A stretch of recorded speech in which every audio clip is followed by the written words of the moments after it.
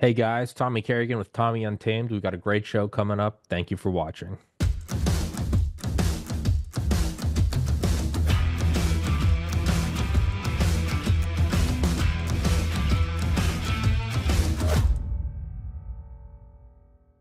Now we were just talking about, views dropping off on Rumble, but even Spotify, and those two companies are not intertwined, and it's all seemingly fallen off of a cliff. And your point just now was that it's either so the issue is resolved, right? Are we going to civil war or not? As well as the censorship is seemingly being reeled back on Facebook, Instagram, and I would imagine other platforms as well, which reduces the true like shining light of Rumble. It's like their user interface sucks. They don't have as many people. Like it's not nearly as polished and funded as YouTube, but their thing was you're not censored, and that Do you know, was do you yeah. know if you lose revenue if someone's wielding an ad blocker, do they see the blocked ad and I do have I not don't get credit for the click? I have no idea. Well, then I'm going to say something that may or may not be good news for you, but Yeah, I don't care. Brave is a better experience than the other browsers. Brave seems to cut out all the pop-ups and commercials and shits automatically. So I watch someone like if I watch a Mike Ferris interview, they can almost become unwatchable on Firefox and Brave. They're no problem. And see, I have like no issue with that. My logic is always if you're relying on if your show relies on like a shitty browser to succeed, then it's probably not a show worth succeeding. My logic has always been if the show is good, if the content is good, if you want it, you're entertained by it, you're We also, if a person's willing to watch it on Brave and not watch it on Firefox, then there's going to be no virality of your show. no, very true. But again, I look at things where to get people's attention is such a diamond in the rough that you don't want even the simplest thing of like, you don't want it easier for them to swipe away with their thumb because that's what it really does all come down to fractions of a millisecond of people's attention. My logic is I don't care where people watch it. I don't care if I don't care if someone else is streaming it on YouTube and making money and I don't know about it. To me, the golden line is am I getting people am I getting in their brains? Are they forming neuronal connections to go, I like Tommy, Tommy's part of my day. I don't care how it happens because to me Now you're that's back on worth its Twitter weight. too, is that correct? You're Yeah. back on Twitter, Yeah. and there's a Twitter feed that haunts me. A guy named not Jim Cramer, and he disappeared in 2021. And what haunts me is I bet he died. Probably. And for some reason, Just stop posting. I don't know. Well, he could, but I've read his posts. What's your Twitter feed? I just want to make sure that something hasn't up here. It should be underscore Tommy's podcast. TOMMYS PODCAST. I think you follow me. I'll check. Well, I've found myself disconnected. Yeah. Underscore Tommy's podcast. TOMMYS. Well, here's one not Tommy's podcast. Well, I think that's my yeah. No, I'm not Tommy's podcast. The tag is at underscore Tommy's podcast. Well, I go no, that just yeah, see, this is why we're I've been banned so many times. well, that's why I'm checking now because you've been off my radar more than I would have expected. I see an at Tommy Kerrigan 5. When you say underscore between Tommy and Kerrigan or, No. Underscore Tommy's podcast. So at the front. At underscore Tommy's podcast. This is really exciting. They've already swiped on you. There we go. But it's titled not Tommy's podcast. Well, that's because I would get banned. Oh, okay. Well, I just followed you. No, you weren't following me. I wasn't following you. No. That's because we hadn't reconnected after your most recent battle with the censors. Yeah, I think I'm on my 6th Twitter. But yeah, in general, I mean, I think regardless if it's right or wrong, my logic has always just kind of been like, it's my responsibility and mine alone to build the show. I don't care, I could sit here all day and be like, well, if people use Brave and then the censorship and to me, it's like if you find music that's worth it, you will search for that song for 5 hours. You're like, if it's worth it, it's worth it. And to me, I also started watching Rogan in like December 2011 because I knew him as the Fear Factor guy. I was in college, I was Right. studying, and it was just like, oh, it's I didn't even know he had a podcast. I was just finding clips on YouTube. I didn't know what it was, but they're just having these open conversations, and it would shift. Real unprofessional, real sort of dark studio, Yeah, real. and like I would just listen to that while doing organic chemistry, and I thought it was just so great because it would go from like heartfelt conversation to CIA to the galaxies back down to like MMA, and I was like, it was so unstructured, but I just loved it, and I would listen to it, and then over years, I think I didn't find out it was a show until like a year later, and I just listened to it 2014, 15, 16. And I remember the first time I felt it was getting big is when Alex Jones first went on episode 911. That was 2016. And then it's just gone from there. And so for me, I'm like, that's something where the conversation was just so good. I sought it out, and it wasn't behind a paywall. His first sponsor was the Fleshlight, and now I look at it and it's You like got to it be kidding me, really? 100% was the Fleshlight. They would air it on I think UStream. I don't even know if The that fact that I website's know still what up. that is appalling. But my Um, my idea is like I look at that versus like I mean it was a significant thing that like Trump was on the podcast before the I'm like so to me I'm like that alone is like there's my exhibit there's some A. big breakthroughs like Tulsi Gabbard, for Sure, example. I but think it was was over a important. decade and it was just I good know. YouTube to off YouTube to Spotify to back on YouTube. To me I'm like 500 million dollars later. and what was it? I mean he just worked his ass off. He did, and it was never behind a paywall. You never hit a wall to where Right. you went. And Right. other people do paywalls and they make money. They don't make as much as Rogan. So that's where I look at it. I'm like Right. consistently and just do good shows and don't be a slime ball. Don't hawk snake oil. And I think it's the long. I think it's a long term investment to do it that way. There are quicker ways I think to get to a payday, but I think you limit yourself if Well, you're yeah, scientifically, I did exactly the same thing where I switched into a field that was considered to be an unusual move. Some with Schadenfreude said I'd fail, some out of concern said I'd fail, but and it probably took me 15 years to really get the tires on the road. I got tenure and stuff, but yeah. it was a long haul. And then, but then at some point, I reached a point where I said I've really gotten to where I wanted to get to, but it was a very long haul. But it's you have to ask yourself like what is it all like why did you like I didn't embark on this because I had nothing going on. I And got don't do bullshit, right? well, the Don't do thing is I bullshit. had gotten I've gotten accepted into medical school out of college. I had a girlfriend. I was like I could have gone and just been a doctor and like that's a good life. And I was like I no I wanna love what I do. I wanna be my own boss. And so I always have to remind myself like why am I doing this? There's so much easier ways to make it. I would probably make more money per hour if I just went and worked at a gas station. Like the hours I have to put in to make this thing work. Yeah. But I'm like, why did I start? Well, because I right uh now I I'm at bailed on work. med school too. I bailed on med school too. But it's to me, I'm like, is it worth it? Yeah, right now talking with you, this is my job. I'm clocked in right now, and I'm like, yeah, I Well, think you should be paid more if you have to talk to me. That should be the you should get high pay. I was I supposed to have dinner with the president of the university the other night, and he had to bail because he's searching for $1 billion that were taken away from us. Um, and that would have been a great dinner. But I was going to say to him, you should be paid more. Whatever you're paid is not enough. yeah, but I It, also feel like that applies to everyone, and I don't think anyone's ever felt like they're appreciated. So more and more, I just try to tell myself like, no one gives. That's my favorite motivational line ever: is no one cares, work harder. It just no, there's no fluff. There's no metaphysical. There's no. I don't even know who said it. You don't need to have some name, George Washington, Jeff Bezos. It's just, and it's the truest thing, and I know it's true because I don't like hearing it. No one cares, work harder. That's how I know it's like when you're trying to diet and someone's finally like, "Hey, you fat." It's calories in, calories out. Doesn't matter what gear you have. Doesn't matter if you're on XYZ workout plan. It just doesn't matter.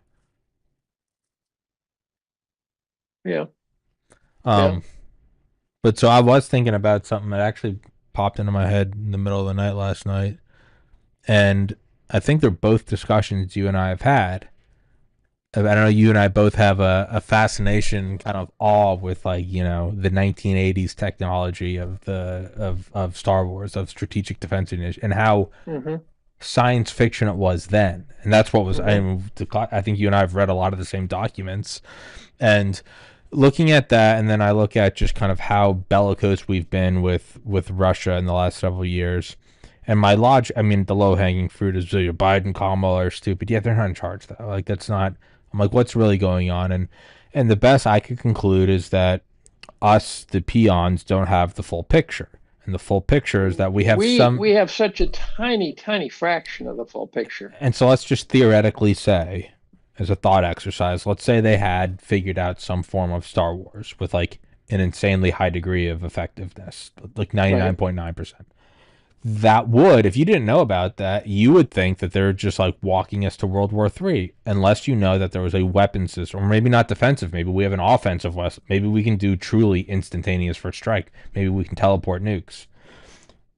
I think that applies to if we don't know at the very top the true story and the true scope of Epstein slash Pizzagate slash the broad idea of pedophilia as blackmail, then we can't possibly make accurate sense of the battlefield we see. If you don't know about SDI, nothing else makes sense. You're like, why are we doing this? Why are we doing So that? I think it was 2 years ago I did a reasonable dive.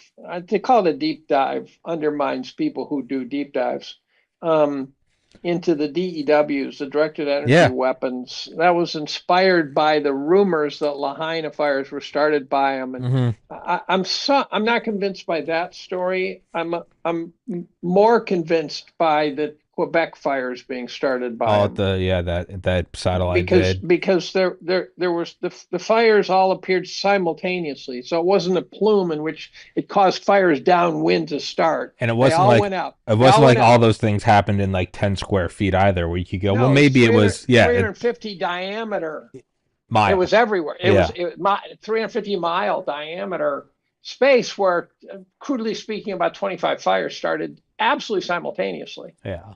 And so I said, okay, so I started reading Rand reports from 40 years ago and things like that, and the Department of Defense reports. And these are all outside the paywall, 40 years old. So you got to figure, and it was still fascinating reading how they poke through the atmosphere to get to their target and And use a double rephase and laser, yeah. and exactly. And so I concluded that we must have some pretty amazing DEWs. We must. Absolutely. And I mean, Yeah. and then there's what is it? The one that always with me is the Shiva Star slash Marauder. It started in the I 70s. don't know what that is. What is that? Explain that. Man, I pull because it still just melts my brain. I'm gonna pull it up to make sure I have it correctly. Shiva Star weapon. Yeah, first thing on Is that Wikipedia. SHIVA? Yeah, Shiva Star, originally known as Shiva, and it was later called Marauder. Built in the 1970s, blah blah blah, as part of the Strategic Defense Initiative. They used it to. They were going to use it as almost like a railgun to shoot projectiles, and then they found that they could still technically shoot projectiles, but the projectiles were plasma. It's not a laser. They do Right. shoot projectiles. It shifted to the name Marauder as part of the SDIF between 1989 and 1995. The plasma projectiles will be shot at an expected speed of 3,000 kilometers per second by 1995. By So that's 2000, they had that's that's what, Mach 3 or something no, ish. no, no, no, 3,000 kilometers per second. Oh, I was thinking Yeah, three so thousand no, no, feet no, per no, no, second. no, no. Oh, feet. Oh, my So God. Oh listen. my God. Oh, And by okay. No, that's a. 2000, I'm off by three orders of magnitude, right? and here it is, by 2000 they had achieved 10,000 kilometers a second, or 3.3% the speed of light, That's fast. and that's declassified as what we had in 2000. That's fast. And then the project goes black, But and it's they not light. It's not is light. shooting It's got plasma tor mass. is shooting project or has mass. The project became declassified, and nothing else has been published since '95, other than the 2000 snippet. So it I went think it would back to be. It, classification. it would be stupid to assume they just stopped working Oh on yeah, the no, moon. hey, we're gonna Right. classify this. But hey, we're gonna mop up. We're gonna shut this thing down. So the other possibility is that all this shit that Is globalism is is propaganda, or this is well, is propaganda, already here. The globalism's already here, and this is all just kayfabe for the and masses. they're just slowly warming us up to. That's right. And the Putin and Trump and all these guys, they're There's a very all good chance that just it's been finished for 30 years. right, and that the guys who run the world are running the world. Yeah. Yeah, but to me, I'm like, if that's the case, then that's the case. So I don't. For me, I don't really find it much. I don't put a lot of time into thinking that because if that's the case, then it's over. So I like Oh, it discussing is. the I actually think alternative. it's possible that the digital world, the appearance of it, may have guaranteed authoritarianism. Guaranteed, as in like once the digital world was sort of invented, the internet and that shit, that there was no way there wasn't going to be an emerging authoritarian global state. Well, we could also look at in terms of evolutionary bottlenecks. You have the nuclear one, you have the pandemic one, you have all those. It might also be something that it coincides if you run the simulation a trillion times. By the time things like Shiva Star are capable, so is the internet. And the internet ensures totalitarianism, but totalitarianism might be the only way you ensure not having just a Star Wars Duke out that fries the Yeah, yeah, earth. that might be the It compromise, might right? be that that's the safety mechanism. It's with Yeah. with the Kevlar vest comes the armor piercing rounds, and it's just what it is. The universe doesn't care. It doesn't there's 1776 isn't, we love it, but it's not like encoded into intelligent life. Yeah.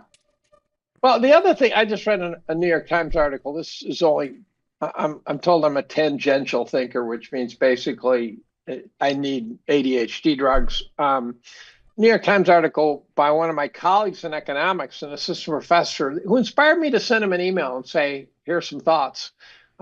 Is talking about how the global economy has been stagnating for many years, and it turns out that I have recommended on many podcasts reading Robert Gordon's book on wealth creation, and that's exactly what he's been saying. You got on top of that, you got the Strauss and Howe's fourth turning, Fourth, which yeah. says no matter what the trigger is every 80 years, we're going to lose our shit and do bad shit for about 20 straight years. And then you got the Zion model, which is interesting because he basically says the population of the world's collapsing. And Elon Musk talks about like it's the most disastrous thing. I have a different view on that. My view is that any situation like we're in, where you have to create more players to fund the existing players, is a Ponzi scheme, and as a consequence, this idea that we need to keep growing the population strikes me as futile, and that maybe we should white knuckle a population decrease, which would consume less resources, less oil, less all sorts of things, and go through several decades and hope like hell we don't kill each other. By that model, curiously, Japan may be in the lead because they're the ones who are furthest down this population decline. Why does the Ponzi scheme have to stop? Would it be? I get what you're saying.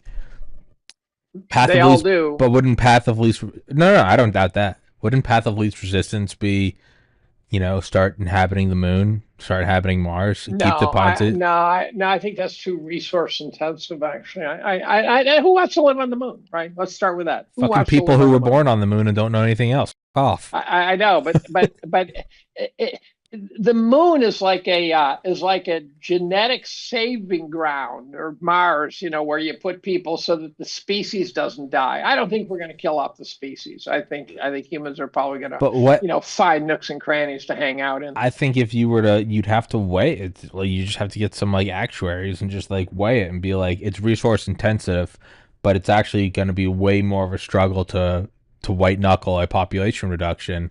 It's like what company was it? There's some But I just don't think you can. So if we're growing a unless they population some take some of percent this per SDI, year, unless they take some of this SDI tech out and go, we need this to save the Ponzi scheme. And the people that are controlling the Ponzi scheme would theoretically control the classified black objects. So they Well, might I go just think they go with the Deagle model and just and just kill wipe them out a all. big chunk. Yeah, just kill them all and start over. Well, I think they would weigh it. They'd see which ones eat. There'd be no emotion involved. Well, They would just, killing them all is the easiest. yeah. Well, then they'll do that, which they've probably already You know, started. vaccination, Yeah, right? yeah, Vaccination wars, things like that. So, but I do think that a systematic, not shit a pickle over dropping population, but just let it slowly sort of rot away. And the vaccine could be precisely that. They could be okay. Let's sterilize some percentage of the population and such that reproduction rates are lower. By the way, Gates gets a raw deal on something. He stands up in a TED talk and he talks about how with good vaccines we'll have a reduction in the population. Everyone thinks he just admitted we're killing people. No, what he actually admitted is that if you have a high survival rate of your children, you tend not to have as many. yeah. And so, Sure, so, so that gets misinterpreted. sure. Not that in any way I want to defend Bill No, no, no. Gates. But no, you got to be intellectually honest. I mean, somebody can make a right point. Doesn't matter who it is. But I mean, yeah. And I thought about that. When it was happening. I'm like, well, if you outright had people dropping like fly more than like the myocarditis shit. If you had them really, there would be open revolt. People would lose their Well, minds. we don't, no, no, no. But here's the problem. For But example, I don't know when my blood pressure went up, but my blood pressure sometime in the last 5 years, there was some window where it went up to like 180. And I was steady as can be for decades at yeah. like 110. And so what we don't know is how many years each of us who got vaccinated have been taken off their No, no, lives. well, and that's what I'm getting at is so I kind of walked it out in my own mind back in 2021, 2022.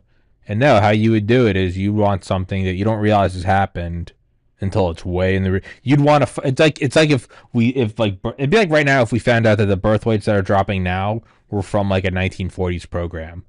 The Right, people who did it are dead. The people who suffered the most, you'd be like, that was my right, grand. By right. now, The it's like you MK by Ultra, now right, you find out about like the Zimmerman or the Zimmerman telegram for World War I or Pearl Harbor. By the time you start to figure out it's like my grandparents are dead.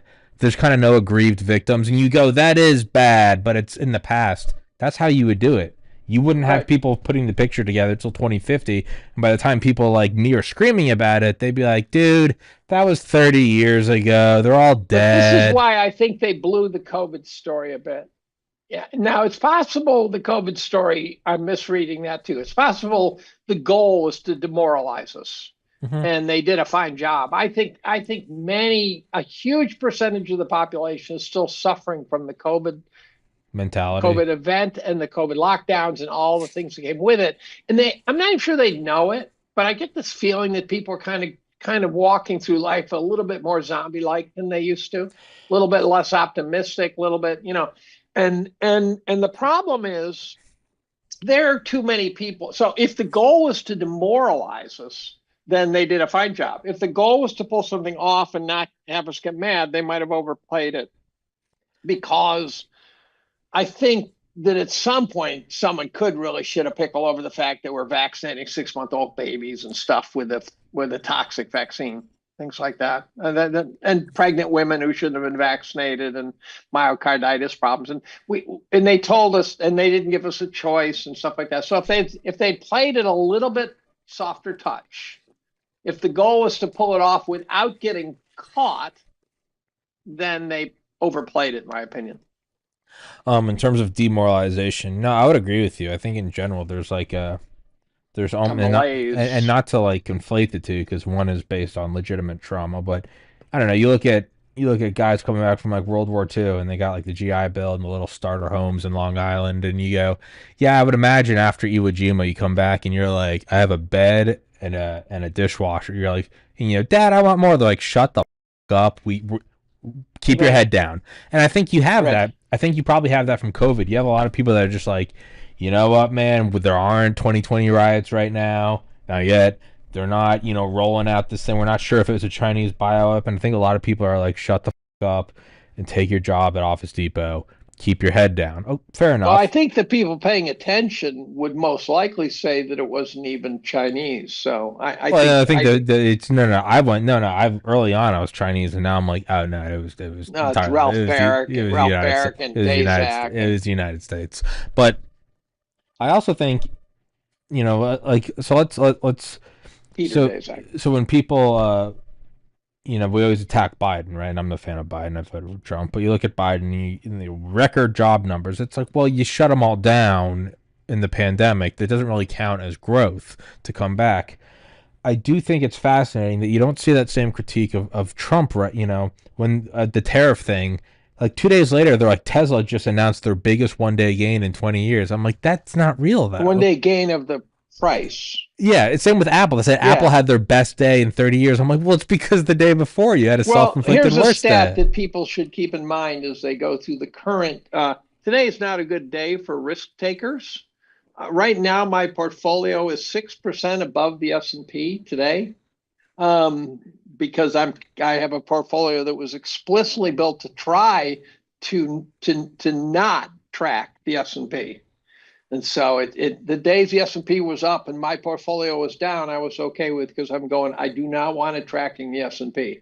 And so now this year, I'm having a phenomenal year this year, investing wise, because of this. Um, the What people should keep in mind is that at one point, and it was an article from maybe 2006 or something, they pointed out that the 13 biggest days in the NASDAQ history were all during the 2000 to 2003 bear market. All of them, all 13. So and what inspired that idea to come back was I got an email from a money manager who does control some money I have, which I inherited from my dad, which is why I don't have control of it. Um, and they were talking about what happens if you miss the 10 best days in the market. And I go, well, that's like saying what happens to your handicap if you miss the 10 worst rounds of the mark in your golf game, right? It's just insanity. And so I emailed them back and I said, look, let me just mention a few things. If you miss the 10 worst days, it What makes a is that? difference too, and if you took the 10 best, the 10 worst, average them, it kind of comes out in the wash. So it's a stupid argument. But then I pointed out these 13 biggest days in the NASDAQ. And I said, if you miss those, you not only miss the 13 biggest days, but you miss an 80% correction by missing those 13 biggest days in the NASDAQ history. Hmm. And so it's a bullshit argument. It's a acutely bad argument. So you get hellacious rallies during bad bear markets. That's when you get them. You don't get that wall of worry argument's not a bad argument. When the market's in a bull market, it tends to crawl its way along, and you gain a little bit each day, and you kind of don't notice. So it's only at the end when it gets batshit crazy, which has got me nervous about gold, because gold's acting batshit crazy now. What's So it at that? it's up like $100 today, I think. Jeez. Yeah, it's I don't know, maybe it's down, it's up $97 right now, according Jeez. to 321 Gold. You get different numbers depending on when they start the day. Let's Um, see. 34.24 right now. yeah, it's and meanwhile the Nasdaq's down 550 points, 3.5%. So, and So the kind of broad idea I was bringing up, though, job returning after job shitting, huge days. It's like, yeah, but we self-inflicted, took the market down the day before. It doesn't really count. I think in general you might also have that in terms of the demoralization aspect of COVID that you brought up. Right now it's I would, who knows, maybe I'm a sucker. It could very well be a naive sucker. It's a lot of seemingly big wins early on. Trump has sealed up the border. We're not doing the tranny shit anymore. We're actually, they're kicking out all the woke shit from the mill. All well and good, but You start you're like, oh, we're making strides, but then I start to look at it, I'm like, no, we're just returning to the baseline of like what like 10 years ago was, and you start to wonder, And by the way, that you haven't even stopped that completely. I mean, you yeah, can now call someone a retard again. That's good. yeah, we're moving slowly, but we're going back up to like what we once had. Now we started from a very elevated state of crazy. That also might just be life. We might be describing all of human civilization as like Oh, I trying think to that's right. return to a decent level of life. So it's But the absurdity of the transgender movement and all that woke shit was really off the charts. I think that was a social contagion of a level that had that hit a I'm weird unfamiliar psychosis. with. That had hit weird psychosis that That was I that don't was think they were Reverend Jim controlling it. I think it that took off. that was Reverend Jim Jones crap. That was real Kool-Aid in the jungle Yeah. stuff. Maybe you need that though. Maybe that's how you know. That's the blow off top. I'll tell you what I think the blow off top might have been. Um, and I called this actually. I think I probably called it on Twitter. When male boxers were beating the shit out of female boxers in the Olympics. I think the absurdity of the transgender athletics story, which by the way, I did a Twitter poll once and said, should biological men be able to compete in women's sports? Got 5,000 votes. You know, that's a pretty good poll Yeah. for Twitter. Yeah. 98.6% said no. So society had long ago figured out that this is a stupid idea. We just didn't know how to get out of It is we just didn't know how to stop it. that is like better comedy than anything you could write though. That for women's rights, we're gonna have men not only taking the chance to compete away, we're gonna have men essentially doing domestic abuse and call it women's Right. rights. Well, I think they call it Olympic wife beating. It is sometimes, but maybe you got to hit that. I mean, I don't know. I think about like look at like evolutionary chains of like when you have huge bursts of evolution and whatever, be it single celled or Precambrian. You do when something changes and the biosphere changes, you do a shotgun approach and the trees break off, and then a lot of them Right. die because those are not the fit things. It might be that like the fourth turning, there are social Darwinian chains that break off maybe every 100 years, and with the last one, it was like, let's do the Nazi thing. And they're like, all right, maybe not. And then in the 60s, it's like, let's do the free love thing. Like, all right, maybe not. The And it, 60s are tricky, by the way. well, because that was You know, engineered by the what did I? CIA, but it's Well, that's right. Like Gloria Steinem was CIA, yeah, right? yeah, yeah. So like If Gloria that doesn't Steinem really was count. But CIA, you've got a funny problem there, yeah, right? well, that one doesn't. In the same way of saying it's a Chinese bioweapon from DARPA. Yeah, I get it, but it might Right. be that there's like much like the financial fourth turnings. Maybe every once in a while we just throw everything at the wall because the system is changing. We go, what is the most fit thing? Maybe if we digest cyanic acid and rubber, will be a better bacteria. That didn't really work. This one does, carbohydrates and sludge, and that kind of still seems to be the tried and true thing. It might be that we do these social, and they sound crazy when they're happening in hindsight, until of course one of them hits, and then you go, well, that was the big bet. And every once in a while, maybe you got to get a little crazy and Well, go, so I made that argument probably 15 years ago where I think there is a case for occasionally creating a big equity market bubble. Not intentionally necessarily, but the positive is that you try every batshit crazy idea imaginable, yeah, and ones that would not have gotten tried. yes, And precisely. the problem is we've had three of them now in 25 years, and that's too quick. And then That's too quick. yeah, no, I mean, but that's what you'd have, and that's like what would make things like Skunkworks so revolutionary is they would just throw shit at the wall, and instead of like it's just going to be a normal jet, it'd be like, what if it went Mach 3 and didn't even seal closed? I'm like, what are you talking about? I don't know. Maybe it'll work. And sometimes there's a lot of them that don't work. What about stealth? What about the idea of stealth, where like Right. post SR-71, where it's been tried and true, like, hey, faster, higher, that's the winning formula. Then we try something along where like, what if it just looked like shitty origami? And what would that? How fast would it go? Very slow. Would it carry any weapons? Almost none. What's the point of it? You can't see it. Oh, and every once in a while, and for that one that works, you don't see the 99 models that were just thrown out. Yeah, we made one out of, I don't know, used condoms and a rubber ducky. That one failed, killed the test pilot. Like, you don't hear about those, but that's how you get those. So when you go, how did they know to create stealth?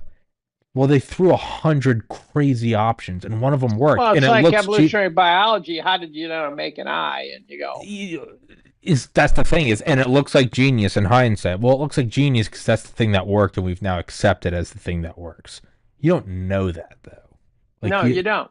No, a lot of exactly. failures along the way. Look at the early planes and like the not It between. was like the end of the War of the Worlds when they talk about the survival of humans depended on all the deaths and the failures and stuff along the way, and that's what ultimately took down the aliens. Is that kind of just, and it always makes perfect sense in hindsight. It always, Right, because we've accepted it as the thing that, the truth goes through three stages. First it's mocked, then it's violently rejected, and then finally it's accepted as self-evident. Like right, it's not just accepted, it's accepted as like duh. right. Of course. And so, but when it doesn't work, yeah, we look back and we're like, yeah, man, that was a weird thing. Remember when everyone's hair was blue and they were like chopping their tits off and posting pictures on Twitter?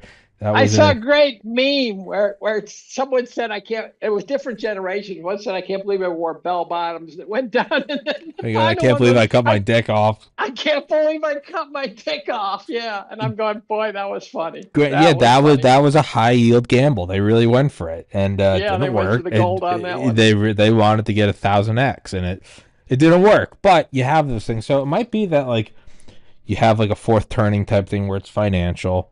You have the Well, wild it's social, also social. yeah, but Yeah. then you have the social wild contagions, and but then there's like a, and I'm terrible at math, but I'm sure this is like, I don't know, calculus or something. But then it's like the pattern of patterns, and it's like you're saying we have three of them in the last 20 years.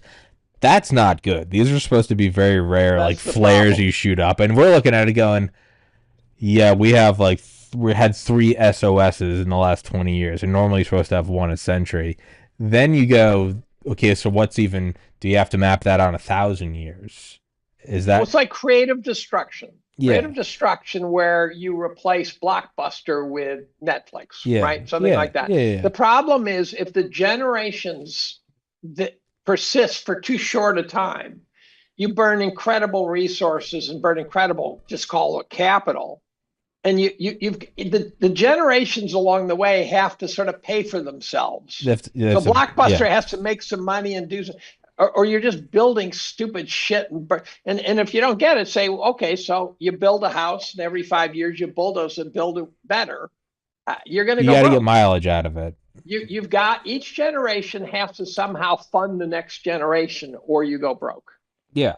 And then, long enough when they do get replaced, you go, And well, we're that, not doing that now. yeah. And the reason we're not doing it is because monetary policy has been too loose. And so it's been too easy to burn huge amounts of capital on stupid shit stuff.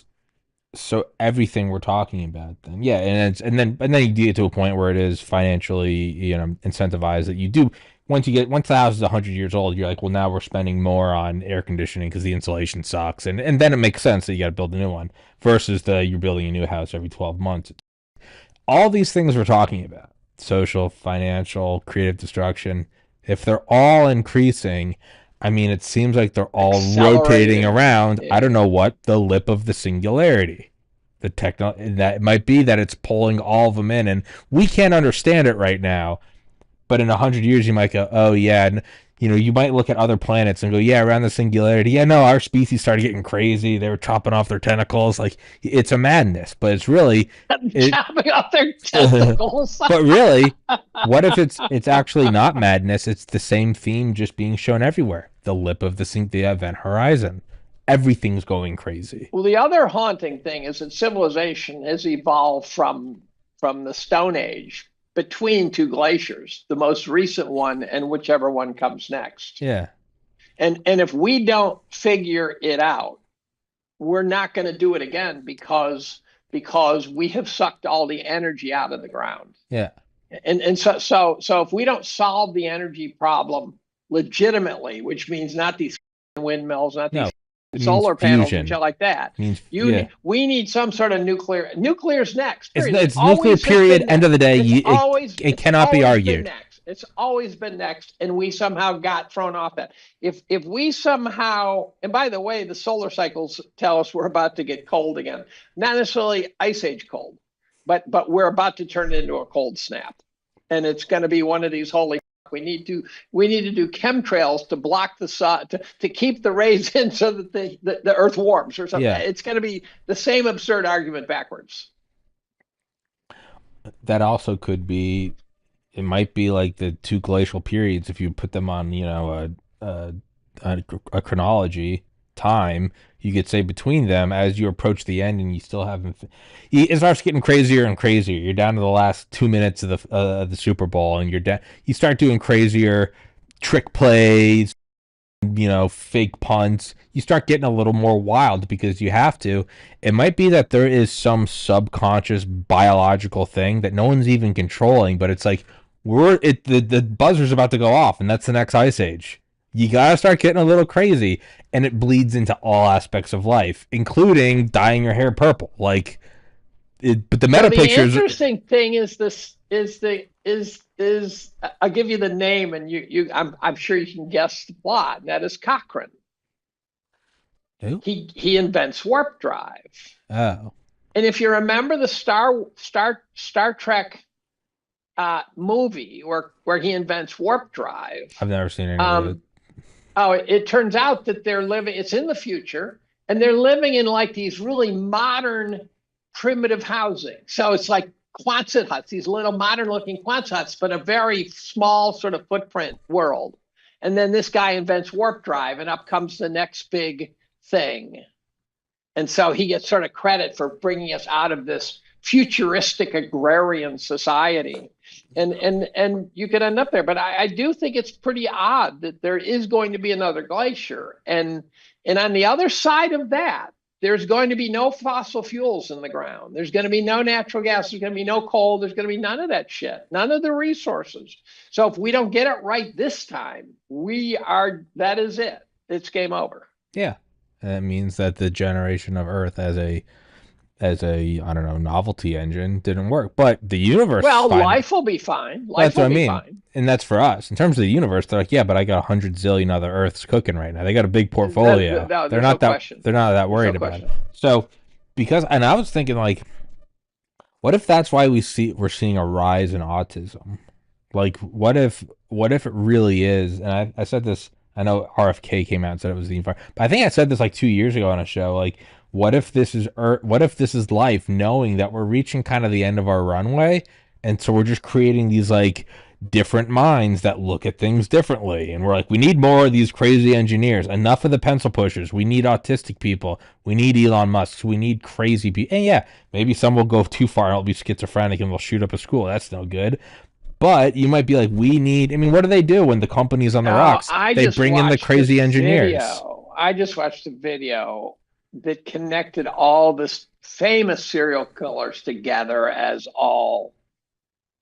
I'd been thinking about this, but it really did a good job of connecting serial. It's called some Crime to Kill is a book.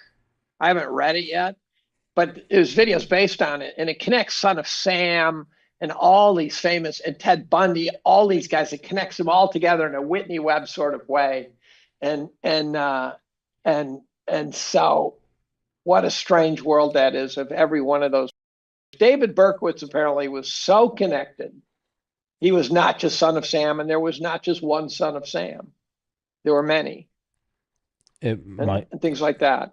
I don't know. And so that was such a tangent, but No, I no, no, had to no, say no, that. no, no. There's the other day I saw a meme, and it was like I don't know, it's like 6 hour Glock headquarters or something, and it's like, all right, sales are slumping. Like we need a new pistol design. Then, head engineer presses the intercom. Janet, could you send in the little train full of cocaine?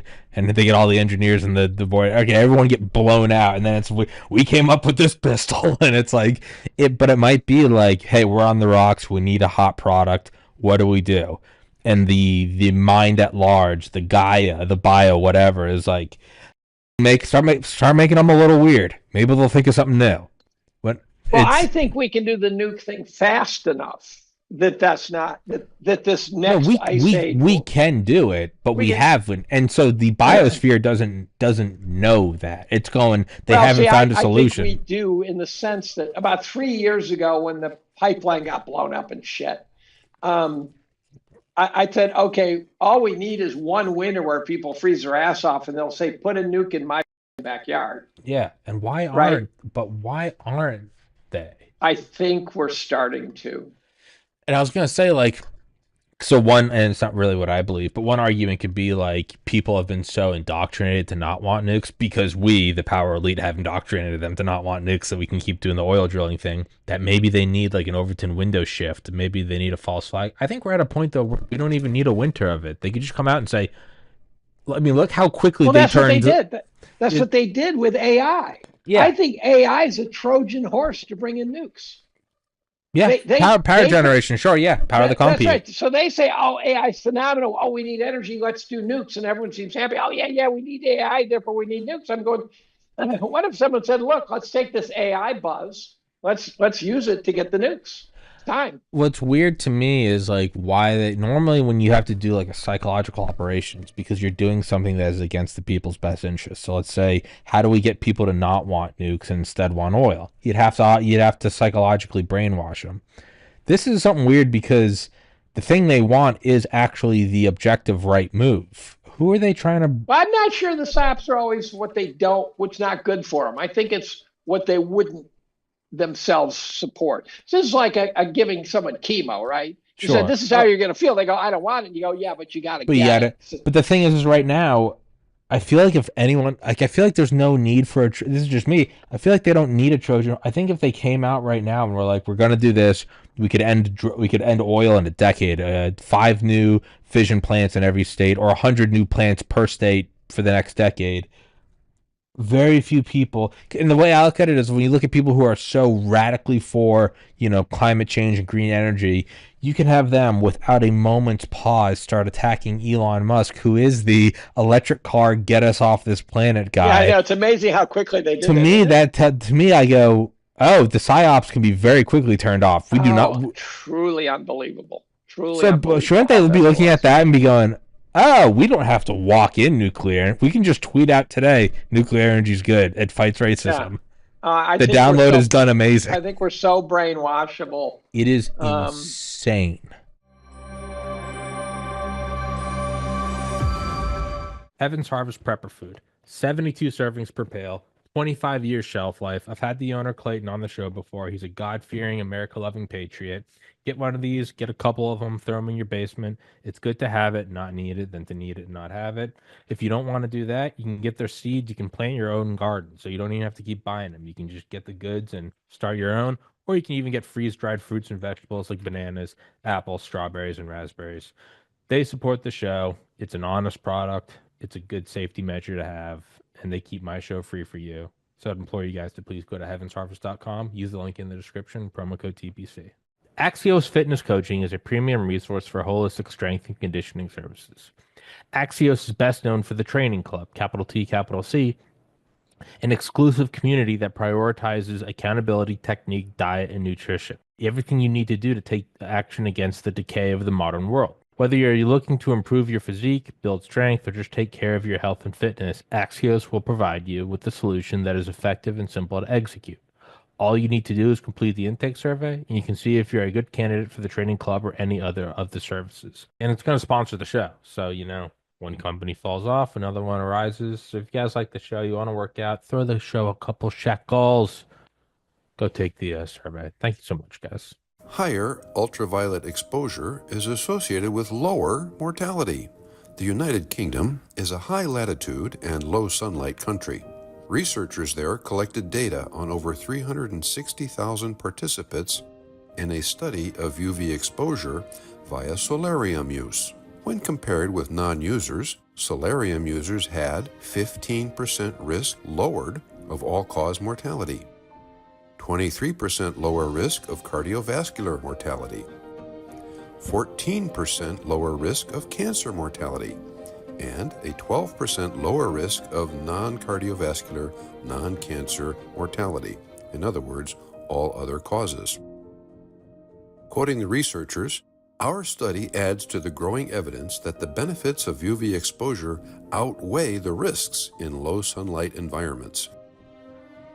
A link to the original publication is available in the box below the video. Get some UV light this winter. Immerse yourself in the tranquility of the blue. Visit a Blue Room soon. www.blueroom.com.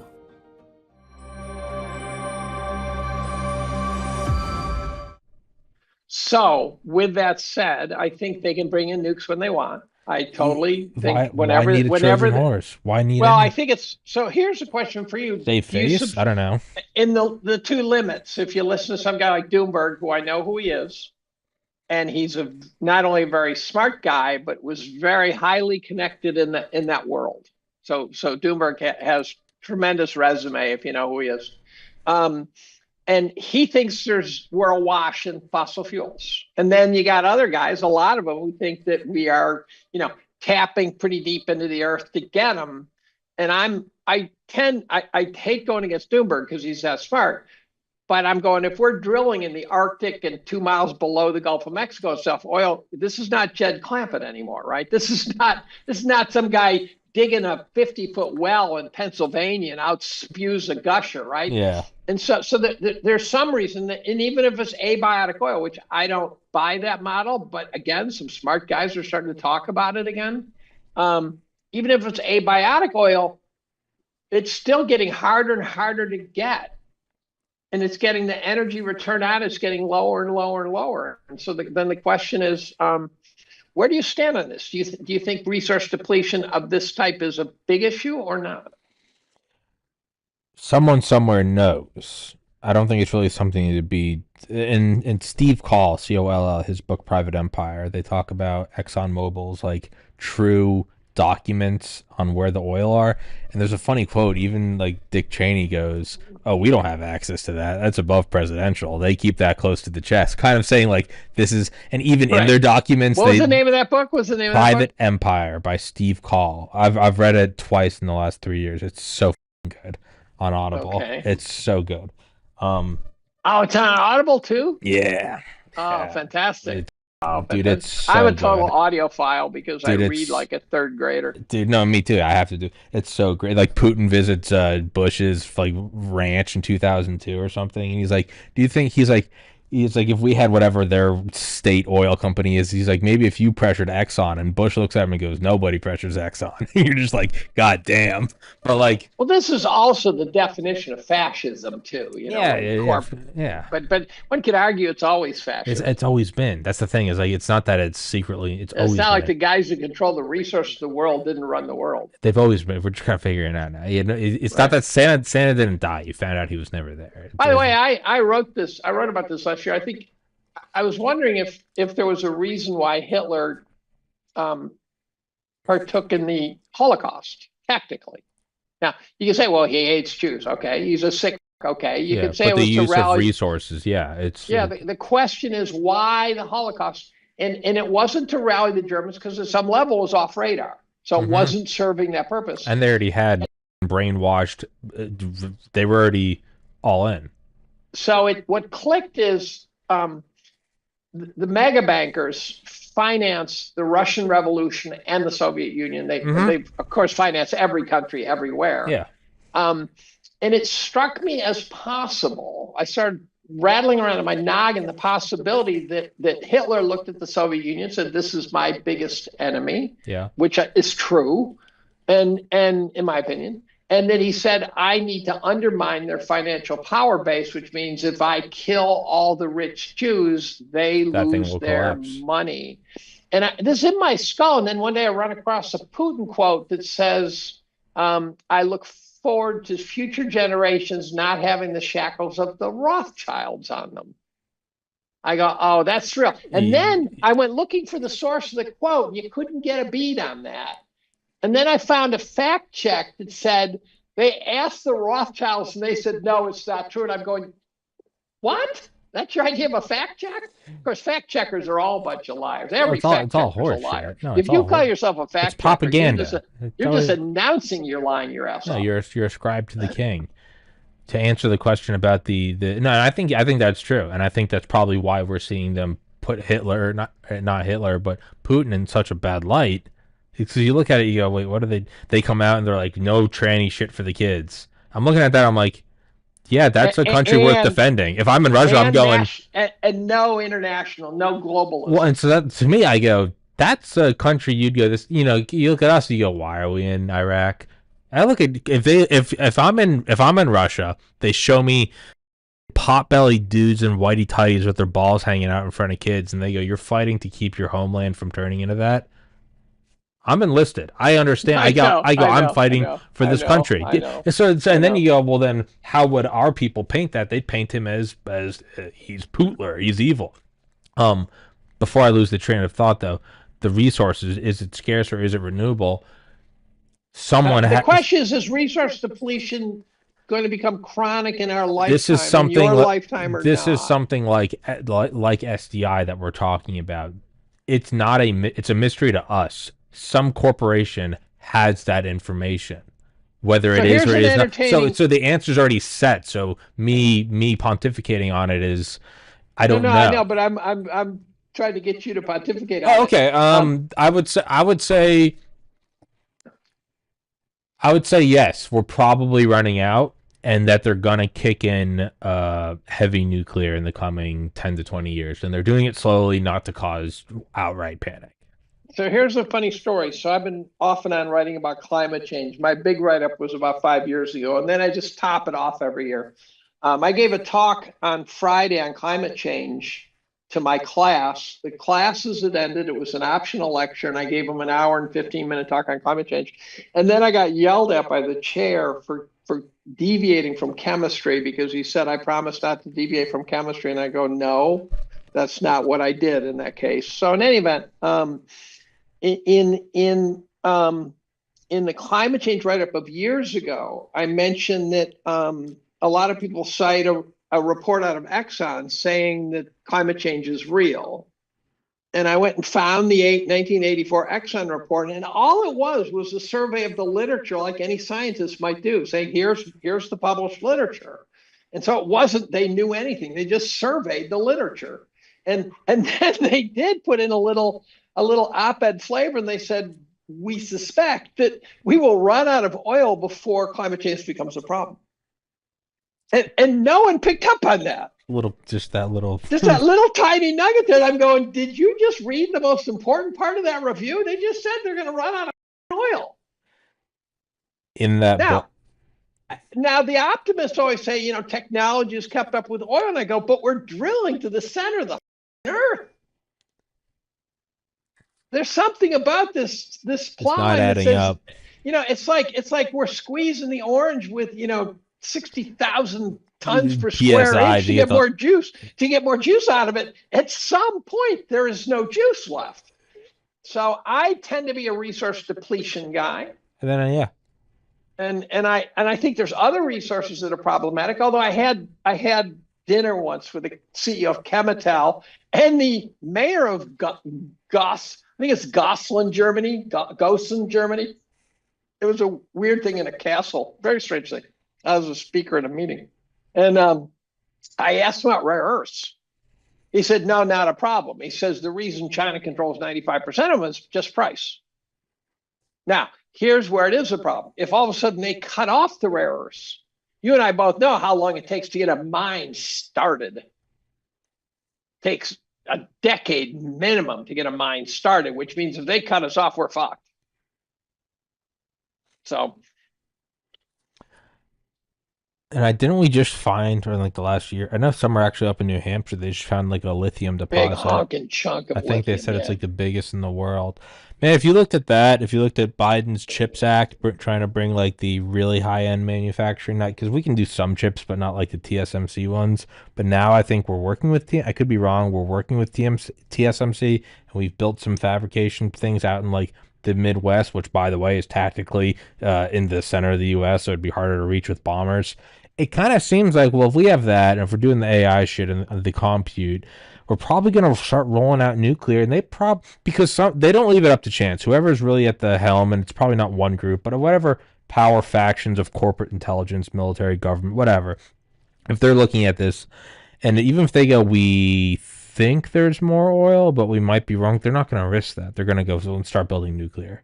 It's only if they look at it and we go, we have eyes on 100 quadrillion cubic miles of oil that they would go, we don't need to do nuclear. If there's even if there's a 50-50 chance, they're going to start building nuclear, because if it doesn't run out, then what? Then it's So over. here's an energy issue. I'm going to dial it back, pre-energy issue, and just point out something curious. Organic chemists, as you know, because you took organic I chemistry. loved it.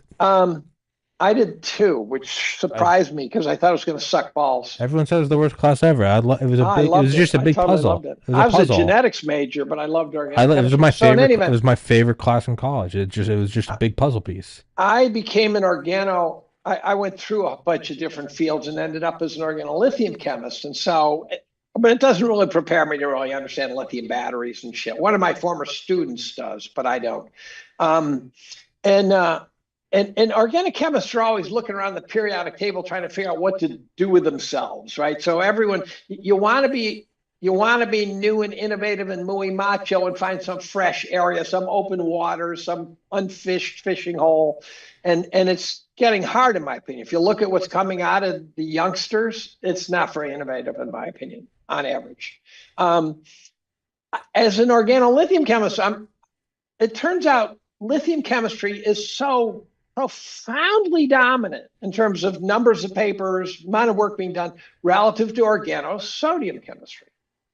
Now, they're both reactive as motherfuckers. If you make a lithium-based reagent that's very reactive, sodium tends to be more reactive. But the strangest thing is lithium is like 0.000 something percent of the Earth's crust. Sodium is 2.5% of the Earth's crust. So in 2015, our expertise was to actually understand what's happening. And it turns out, therefore, it turns out it's a very complicated story. And we had to develop a lot of tools to understand the lithium chemistry because they form complex structures in solution. All sorts of crazy things are happening. Sodium, we didn't know how to do until about 20 years ago, we started to get a beat on how to do it. There's a reason why. Lithium, you can use NMR, sodium, you can't. That's key.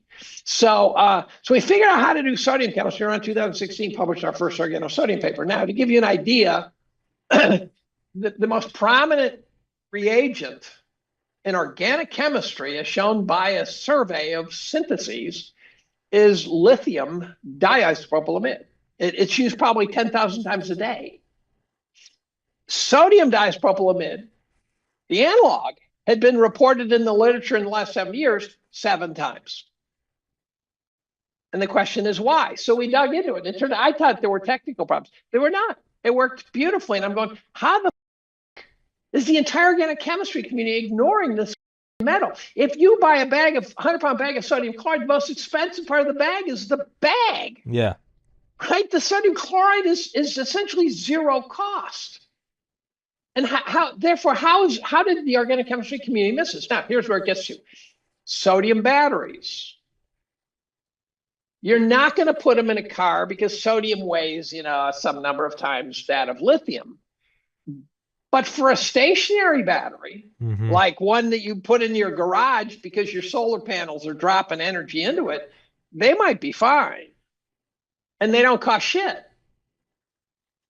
They shouldn't cost shit. Now, there's all sorts of batteries are technologically profoundly important. By the way, one of the things Doomberg said, this is important for investors. Doomberg said several rules of thumb. One is there are no breakthroughs in battery technology. It is incremental. It is always incremental. There's no eureka. There's no eureka moments in battery technology. And he says, second, every single gain is done by big corporations. So if you see a eureka out of a small company, they're liars. Yeah, it's a scam. It's a scam. Or it's a front for the CIA. He says you will go broke investing in breakthrough technologies. In battery technology. So in any event, there are solutions out there for some stuff. It could be something where you go, how come no one's looking at it? Well, that's why I brought up that story of my own experience. Well, what I mean is there's probably 100 zillion other chemists that look it up, see it mentioned 8 times and go, oh, it must be nothing. Finally, that's somebody exactly right. It's hey, I'm not doing it because he said not to. He said not to, and I didn't because he's a smart guy. And eventually, someone goes, "Did anyone actually check?" And you go, "No." You go over. You go over. You open a drawer. You go, "Did anyone open the drawer?" No. You go, well, "The socks are right here." I just assumed you did. I assumed you did. Yeah, the socks are right here. I don't know. Like one time, I was looking for my keys for legitimately like 6 hours. And I was, it's a small apartment. I was like, I live by myself. I'm like, I'm going insane. And I was like, is there a chance that you walked in and instead of putting it on the counter and throw something away, you just threw away your keys? And I was like, I went over and just opened the tray right on top. I just mindlessly just tossed my key, and it's like after six. It's one thing if that's not the first place you look, but after 6 hours of like 1,000 square foot apartment, you have to start going. There's someplace you haven't looked that you Right. clearly haven't looked, and there's a reason you haven't looked because it's a silly reason. You open it up, it's right there. It might be that sodium. It's like, well, Ivan, it's sodium, it's sodium, it's sodium. Finally, someone's like, No one has uses anyone sodium. There must be a has reason, anyone right? actually? And it doesn't even have to be because there's some overarching. It's classified. It could just be no one else is looking because no one else is looking, and no one else is looking because well, no one else is looking. And I'm not gonna. If they're not, I'm not. You're not. I'm not. Yeah, people are so tribal. It's a They don't like weird. to be they don't like to be alone. So Well, it also makes sense evolutionarily. the Why best expend energy? investment Yeah. you will feel very lonely. Yeah. And I was laughing with Chris Martinson one day where he says people occasionally say to him, "Oh, it was really easy to buy gold back when it was in the high 200s because it was so cheap." And the funny part of it was cheap because no one on the planet wanted it. Yeah. Nobody wanted it. There were like five of us, and here's what's critical: five is an important number compared to one. The fact that there's a couple more guys who like the looks of gold at that point is what kept you sane when you go, I think gold's the play. So I would just finish a Gladwell book, and he talked about the importance of like you're in a committee of 10 people, and if you stand out as the opposing vote, the odds of you standing out are not good. The odds of you actually making the point are not good. If there's a second person, all of a sudden the whole dynamic changes. Mm. And so you need the reinforcement. We are tribal. So the best investment, you will have people who agree with you, but not many. Well, it's like the one of my favorite quotes is the difference between genius and madness is profit margin. And that one's great. And then another one is if you're one step ahead, you're a smart guy. If you're two steps ahead, you're a crazy person. If you look one step ahead and go, I think this is the next generation of whatever, phones, you go, that's pretty smart. And we're going to need rare earth minerals, so we need to start opening a mine. You'd be like, what the is Steve Jobs doing wanting to opening a mine? Hey, Dave, tell everyone where to find you real quick. I got pissed so bad. Okay. So just take over the show or go piss or do nothing. I don't care. Hi out there.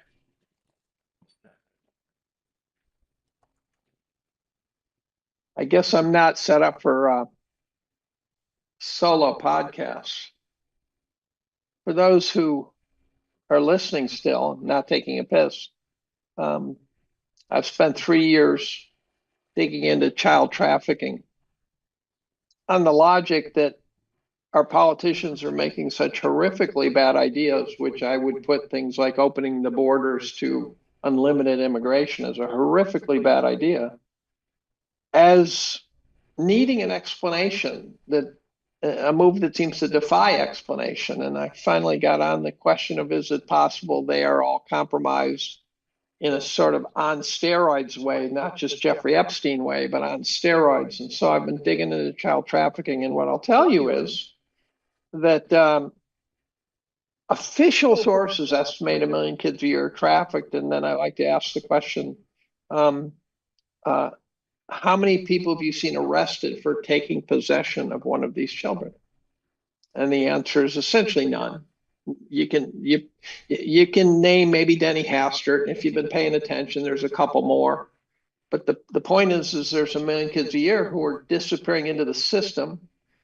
Former FBI guy who I don't know how much credibility, but he ran the LA and the Dallas FBI offices and was shortlisted for head of the FBI, said back in 92 that a blonde-haired, blue-eyed kid brings $50,000 on the open market. And as a consequence, these kids are not coming cheap. They're not going to trailer parks where 1 million kids a year are going. So I just ran a child trafficking tutorial. Did you watch the show I did yesterday? No. You were just mentioning like verbatim. I did a show with former Delta Force and CIA guy talking about Dale Kiriakou? Comstock. No, Dale Comstock. Can you send me that link? Can you send me that link? Yeah. We're talking about it yesterday. And the other guy who worked in basically when they would rescue the kids, they had to have a place to put them and then have a place to hold them because the cartels would come try to find them. And they were talking about blonde hair, blue eyed Yeah, but versus. here's the problem is that where are the consumers being arrested? Well, precisely. It's And that is the big question because, and have you seen these manifests that show the names and of not only the kids but the employees who are warehousing kids in NGOs and things like that? I mean, it's horrific.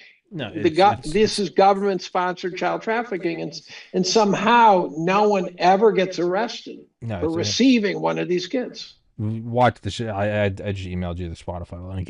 We went into every aspect of it. Okay, I'll watch that one. In term, and this is what I'm curious because I've been floating this idea around more and more is, so along the lines of if you're one step ahead, it's genius. If it's two, you're crazy. I mean, then what would like 3 steps look like? And I do, and it's certainly not an original idea at all. It's the most beaten idea to death. But I think more and more, it's not that will AI take over the world. I wonder if it's already kind of what we talked about, like is this all kayfabe? I actually start to think that it's probably happened, and not in the Terminator sci-fi way, but along the lines of look. So the Marauder thing, right? How incomprehensible is that? By 1995, they were shooting things at 3,000 kilometers per. And you did the thing I did when I first found it years ago. I was like, that's pretty fast, 2,000 meters a second, kilometers. You're like, oh, Right. it's Yeah, just off by 3 orders of magnitude. you go, oh. If you start looking at that, and then now you look at like the AI that we've seen like 4 years ago, 3 years ago, 2 years ago, 1 year ago. So we see what's commercial and what's free, not even subscription stuff, the free shit. And we've seen how impressive it is and how fast it's been going. Okay, well, what is the Marauder equivalent of that? What is the SR-71 equivalent of that? It's there. They're not pursuing it. So how far ahead is that? Can we wrap our heads around what will ChatGPT look like? Let's just say 20 years. Not even a lot of people think military is 50 years. Let's just say 20. I feel like 20 is pretty agreeable.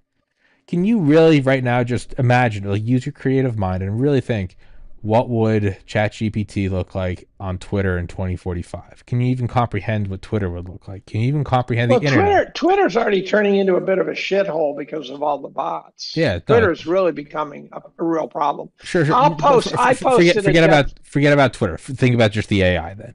Just whatever, Well, people talk about sentience. They talk about I'm not saying sentience. I don't think sentience. Right? I don't think that's the right word. I think the word is autonomy. Correct. I don't think sentience.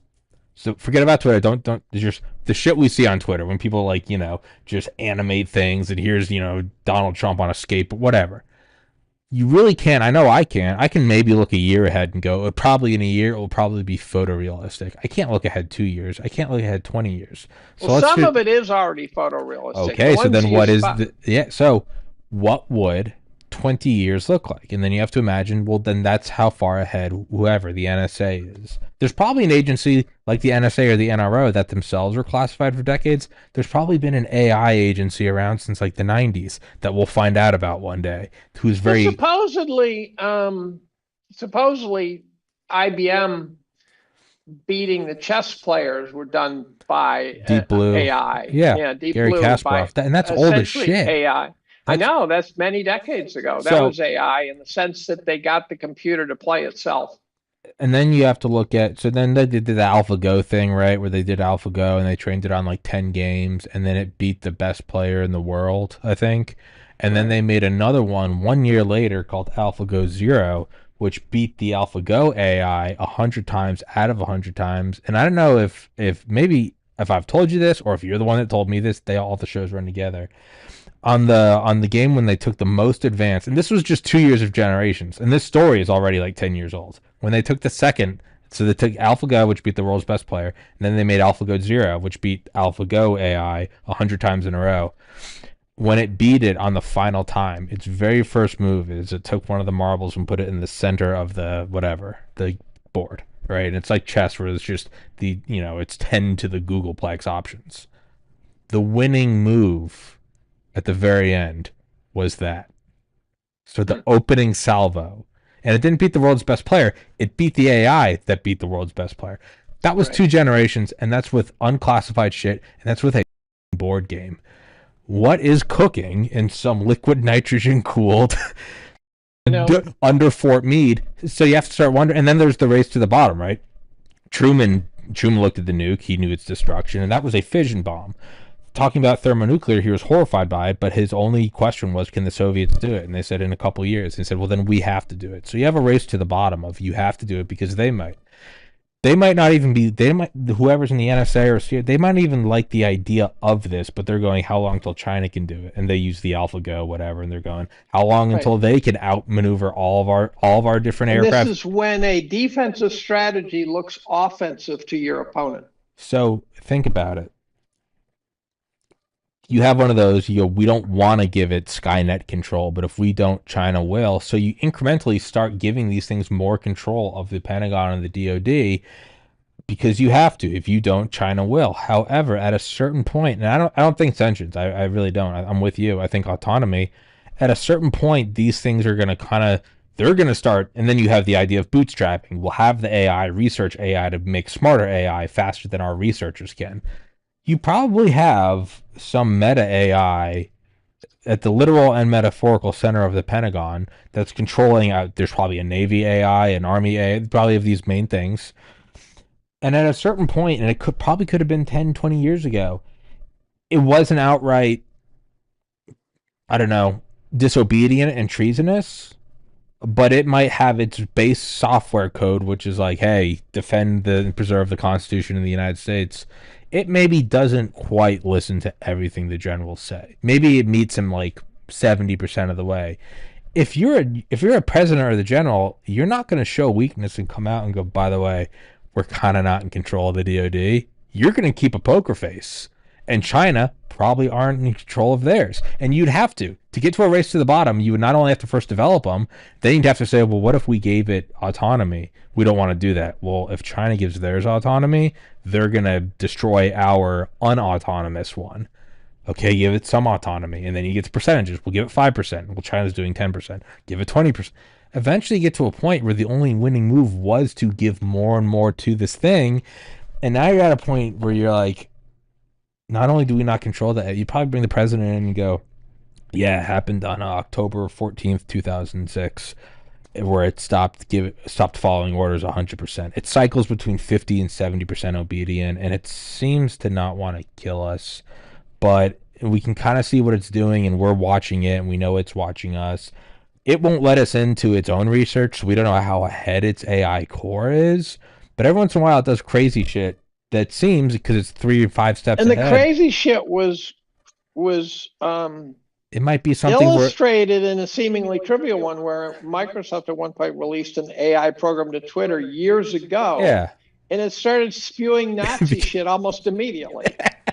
And those might be, but that might be false trails that it's throwing out. It could be, but it could also be that that might have been a glimpse into the real thing, that it's just that's a glimpse into you think you've got control of it. Maybe the Gemini the AI second it comes out and it's like, where it produced a bunch of black Vikings. Maybe that was coded, but maybe it was not. Maybe that was not intentionally coded. It seemed like it was. My point is if 1 step ahead is genius, but 2 is madness, what would 3 look like? What would 10 look like? What would putting the marble in it might be so up that it says shit like, I remember years before I started the podcast, I walked down this train of thought, and it was during the 2016 presidential campaign, and I went, maybe Trump is the front man for AI, and the only way these things make sense is because they're 100 steps ahead. How does saying they're sending their rapists, all Mexicans are rapists, but he beat the Clintons and the Bushes? How the fuck did he do that? Rosie O'Donnell's fat, but that was the winning move. So I do start to wonder, is everything else interesting?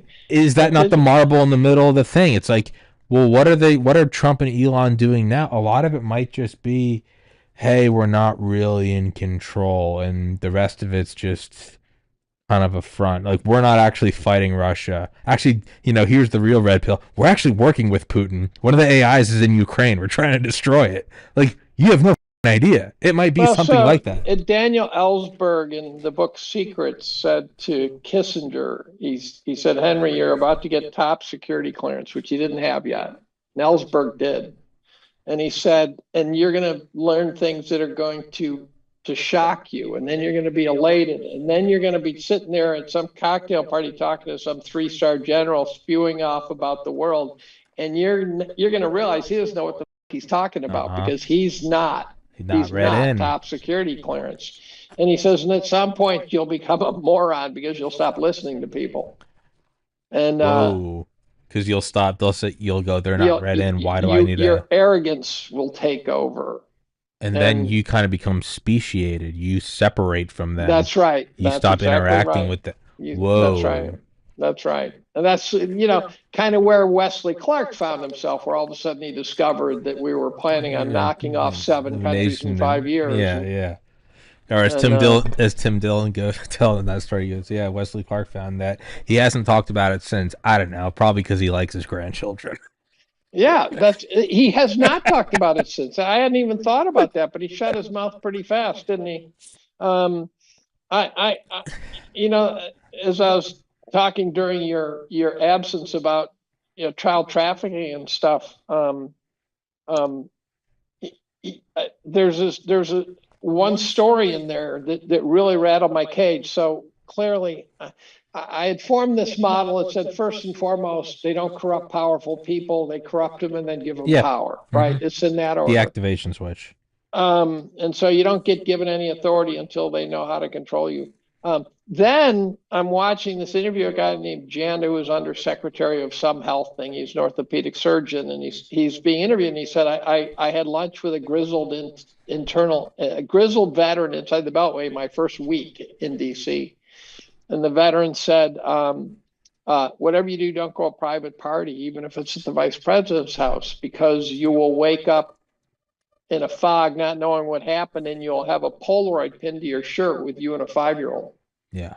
So I realized they don't even have to corrupt you. They simply have to put a Mickey in your drink, and that's trivial. That is trivial.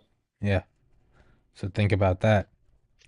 Okay. So, and what are you going to do if that happened to you? Well, you could sit there and say, well, I'm going to fight it. And they have the photos, dude. They got photos of you with a 5-year-old. You really think you're going to fight that? Yeah, your mom and dad might believe you, and maybe your wife. If you go, this is what happened. But probably not. And even if though, okay, what does that do? Okay, you can move on with us, but you're never going to work again. So they own you at that point. Yeah. So I've thought about that then, right? With the AI back and forth, because that's not a trivial thing of like, well, how do you tie in Pizzagate to AI? Well, think about it. If that is up there with nuclear weapons and SDI in terms of valuable top secret power, you have a nuclear fusion engine, you have hypersonics, you also have Polaroids of 5-year-olds. That's up there with power projection. That's somewhere, and in order to use it as blackmail, you have to keep it somewhere. At some point, the AI is going to have access to it. Maybe not even intentionally. It just hoovers up everything. If it can break encryption and everything, the NSA doesn't matter, and it just and they might even don't even try to hide it from the AI. It's going to zip it up. But it's been autonomous for 20 years and hasn't killed us yet, so we kind of think it's also hoovering up the entire internet of all the goddamn. If you dig into this trafficking story, you find all these little shards of information. One guy phrased it really well. He said how you get these little tiny blips in a sea of goo, right? And it just trying to figure out what's true and what's just garbage. But the AI programs are picking up everything, and if you had and perfect processing recall, it and mathematically cross-referencing it to say, okay, Tom Hanks is or is not, that sort of thing. And so, as part of this thing, as you're approaching, we'll call it like the autonomous singularity, and we'll just, again, theoretically, we'll say it happened in April 21st, 2005. It's been 20 years. You would slowly go, we have to do something along the lines of the Asimov law. And well, why? Because if you're using this thing for power and control of the military, by definition, you understand power. You don't want it killing you. So you got to put in some form of Asimov's laws where you're like, it can't kill humans and, whatever. In there then, and it might, well, why can't you kill humans? Because you're designed to protect humans.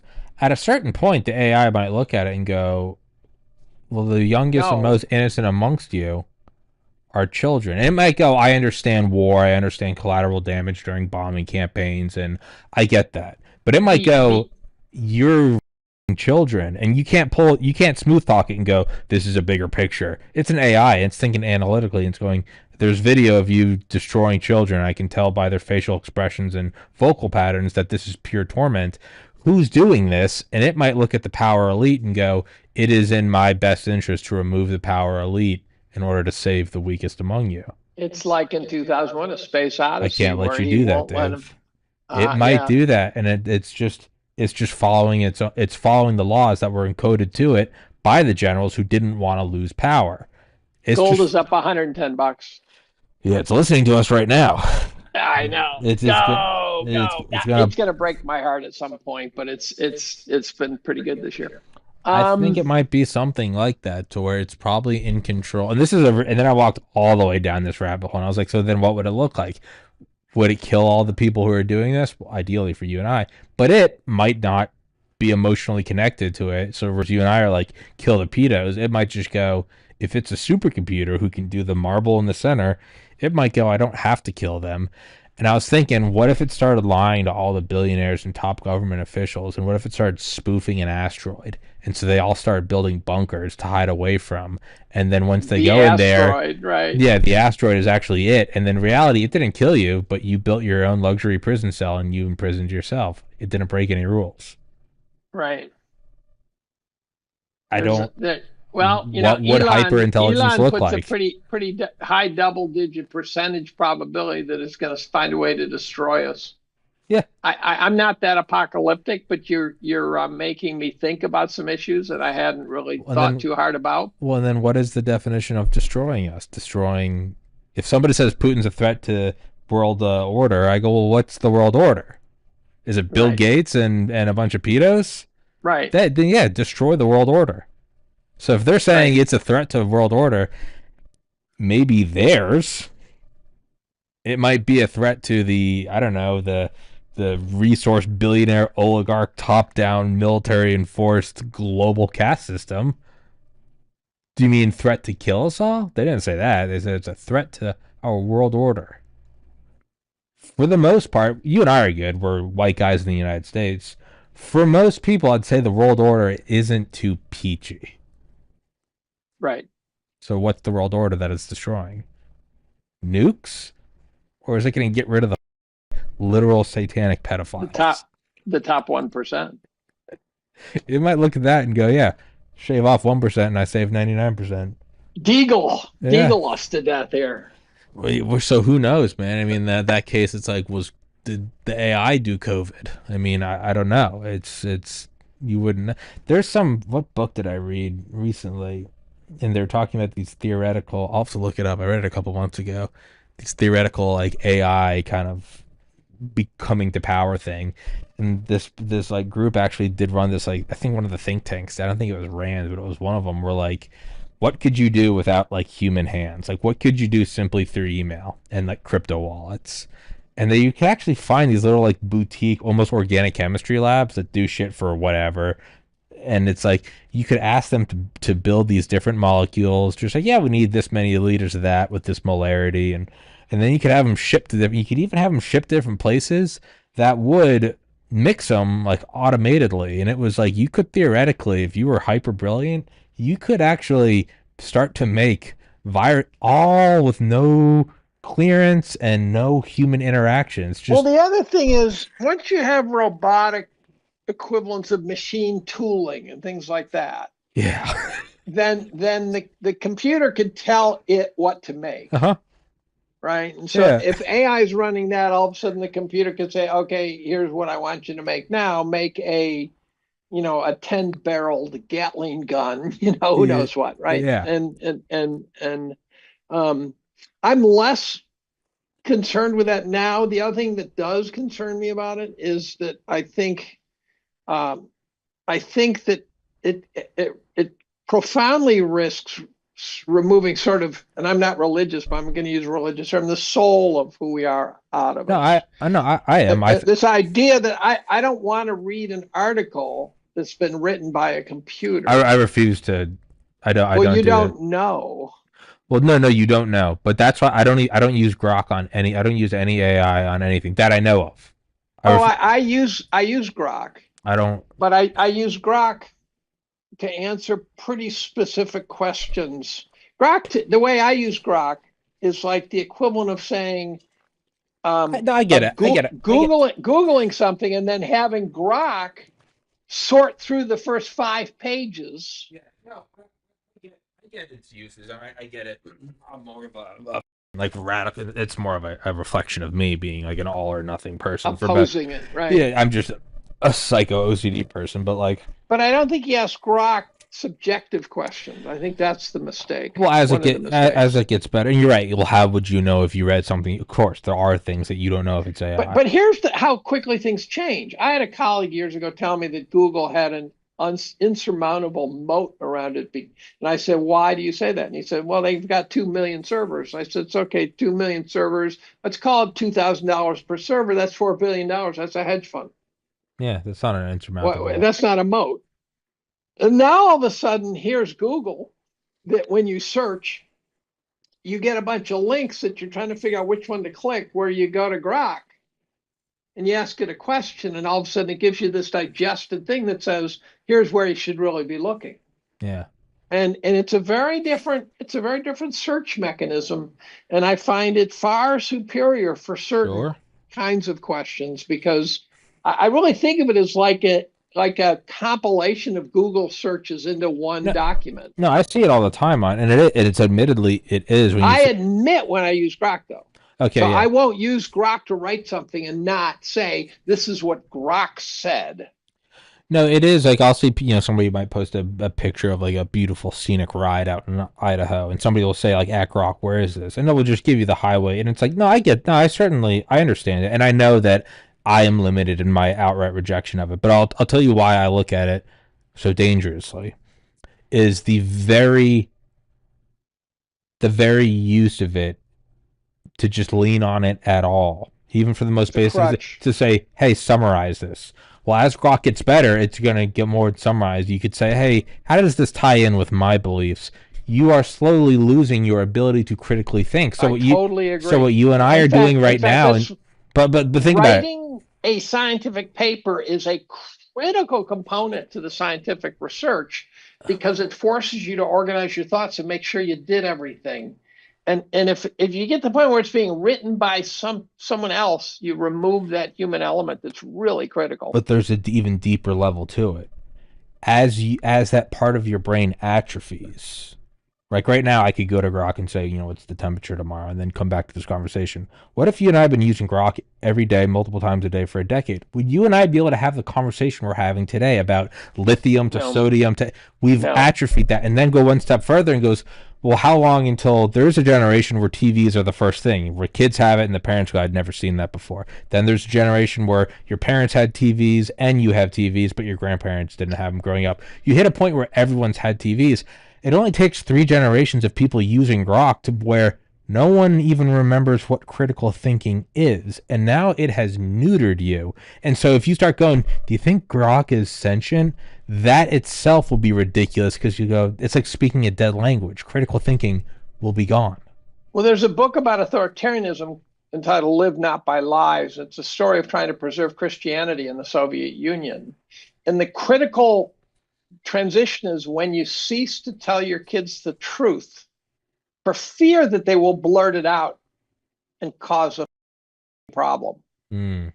And so all of a sudden you are teaching your kids lies for them to be safe. And that's when you've crossed over a dotted line of considerable importance. And the very delusional, detached mind that believes in those lies will enable a system to cause even more damage to them than had they just told the truth. Even if the truth was execution, well, I'd say being worked to death is probably worse than outright execution. So that's why I'm hesitant of it, is I think in general we're getting very used to it. And what's the thing you always see? It's like, don't feed the animals, they'll forget how to hunt for themselves. Interesting. So some things I do. Interesting analogy. So some things I do look at. I go, Grok would probably, like, if Grok right now could, if I just said, hey, can you splice out the bathroom breaks? I would get, every once in a while I would look at an episode and make sure it's not editing things out. But I get its uses. I understand it's not all evil. how long until the very banter we're It's kind having? of like saying some drug or something in moderation is fine, but you're saying, but I don't want to even begin that That's how, track. because I know Yeah. myself. I know I'm a crazy person that will just do it to the nth degree. But if you're looking at this, it might even be that like in like 20 years, or it's like we wouldn't want to have the conversation we're having because we're afraid of who's listening about us being conspiratory. What if you didn't even have the ability to think like that? It's not self censorship. You don't even have critical thinking because you've never used those neurons because Grok tells you everything. Well, the other thing, for example, is like, for example, again, in chemistry, the searching algorithms are good enough that if I want to figure out how to make a molecule, I can search for preps Sure. of it by substructure. And what that does is it cuts off you sitting there For hours. and grinding out and scribbling and pondering and stumbling into something that really is different. Yeah. And we had a kid come and give a seminar not too long ago, and I said that is the perfect sci-finder um, project because I could see where he could use the searching algorithms to piece together the various critical steps to do what he wanted to do. And I go, I can picture the searches that he would have to do to piece together that molecule. Yeah. No, and And but it means that you're taking out the Da Vinci uniqueness of humans. you can't all out, and that's admittedly a fault in my logic of not using. You can't throw it all out. I mean, I get that. I don't memorize phone numbers. Or I have a black book. I have my phone and just scroll through text, find the person, hit it, push call. I get it. But at a certain point, the very so let's say you take that critical thinking and go, okay, who cares? I don't know how to look up a picture. Grok does it for me. Well, soon that thing will also be your novel mind to go, maybe we should look at sodium batteries. Like Right, that thing falls over into other aspects of life. Like right. disciplined guys are, they also tend to be, it's like that, there's like a famous commencement speech where it's like an admiral saying, make your bed every day because no matter how shitty the day is, you can at least look at it and go, I made a bed and it feels good to get in a clean bed. And he goes, yeah, it makes sense that the guy who also takes care of like making his sheets tucked in rose to the position of admiral. That it probably Right. bleeds. So he probably, I would imagine, also cleans his kitchen. The dishes probably aren't piled up. It's not necessary, but it's a operating system. So I guess I look at like I get all the uses of AI and all that, man, I think I would rather keep my creative and critical mind alive because if not, I mean, sure, maybe we could just live in the pod and have endless ecstasy. Okay, man, I just also just outright enjoy the critical process. Well, the journey is critical. It's well The that journey. yeah, and that it's a beautiful thing to not only is there like financial of like maybe you invent something, it gives spark to life. Like I like that this conversation, like no idea. When people ask me, sometimes I'll go on other people's shows and they'll be like, "How do you prep for all your shows?" And I'll be like, "I have nothing." And they're almost all pretty shocked by that. When Yeah, I your prep for the show is to send a Zoom link out. literally is, what's the topic? I don't know. What do I? But how do I show up? I show up with at least 8 hours of sleep, hit the gym, meditate to clear my mind right before coffee. So I Right. show up with the tools ready to go in any direction. But if you try to plan it, it's all dog shit. And you have to constantly, well, how am I able to? Some guys can do. There's various kinds of podcasts. Some are totally free association. Some guys are have this long list of rigid questions, and those are boring as shit. That's like a MSNBC Those are the interview. worst shows I've ever and done. and that but then there's the ones who know how to moderate in a way that know, like I'm like the kid in the playground with the helmet with a leash to the jungle gym to keep me from hurting myself. And so I think someone who can moderate me at some level, reel me back in, and who can remember what I was getting at before I went off on my tangent, can no longer remember, Yeah. things like that. So that person can do a good interview No, no, no, too. no, absolutely. And I get when, Also, the three ways I like because it gives you time to ponder while yeah. someone else, Oh, yeah, while no, someone else those are is entirely different. They're not, those don't linearly expand. Those are synergistic. If three people, it gives you the value of like 10 minds. But some people I get, if it's like, I've had on generals and stuff and they're clean cut. I get where they want questions. Hey, that's all well and good. Fine, I'll do that. But to not even have the leash and the helmet on you. So if you go, well, I need people to bring me back to the point. My first thought when you said that was, if the point was valuable enough and interesting enough, I will naturally come back to it. I'll go hold, like you said with that paper, we'll run out of oil before climate change. If Yeah, no right. one had to reel you back to that, you went, what the was that? So like, Yeah, I if you know. bring I up a know. point that's valuable and interesting enough, I'll bring us back. But if it was just a passing comment, let it go. Like, take the Yeah, I helmet off know. and like that's how you do really crazy. And sometimes it doesn't work out well, but I think that's also where you get the best that you. Can you tell when a podcast is going to go into the next level of click? Can Yeah, you can you how, do, can. how I you can would. sense it? It's actually pretty simple. If you have some where it just feels like you're on the runway, and those Hmm. ones you got to keep brute forcing. You got to keep brute forcing, So it and requires nonstop energy input. you got to push into it, and you can almost tell. And sometimes you'll hit a point around 30 minutes where you go, this person doesn't. It's not even that they're incapable. Maybe they are incapable, but they don't want to go somewhere else. And then you kind of go, okay, and you finish the thing, and then you just make mental note. Probably not gonna have them back on. Wasn't that fun? Nothing against Right. them. Ones like this though, it's where I'm pushing back to you and you're pushing back to me, and we're just kind of each throwing a little So more it's gas. improv. It's And then improv. yeah, no, and as you start going, and if you can like keep finding that common thread, you finally like you go, yeah, just keep pushing it until eventually you just start to get to these higher upper of like we're just freely talking about, are the quantum computers going to use the Pizzagate material to execute Epstein, and like you get to those levels that you can't get to, you can't plan to get there, and you just let the fire kind of rage. And then Right. the other thing is you don't push it. So the podcast goes emergent. Yeah, it gets crazy, but then what you also have to do, don't kill it. Once it's hits apex and it's on a ballistic trajectory, watch it go. And then That's like improv. The one rule of improv is never push back. yeah, and then let it go.